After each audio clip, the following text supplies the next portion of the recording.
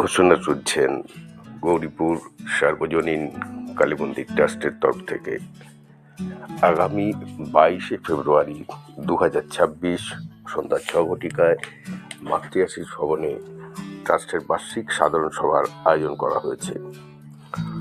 সমস্ত বেনিফিশিয়ারি সদস্যদের অনুরোধ করা হচ্ছে এই গুরুত্বপূর্ণ বার্ষিক সাধারণ সভায় উপস্থিত হয়ে আলোচ্যসূচি অনুযায়ী আপনার মূল্যবান মতামত প্রদান করবেন। সবার আলোচ্যসূচি, সভাপতি ও সম্পাদকীয় প্রতিবেদন পেশ, 2024-25 সালের অডিট হিসাব পেশ, 2025-26 আর্থিক বছরের আয় ব্যয়ের বাজেট পেশ, 2025 থেকে 2027 দুবছরের অডিটর নিয়োগ প্রতিবেদনের উপর আলোচনা। বিনীত সভাপতি শ্রী অশোক দে। ধন্যবাদ।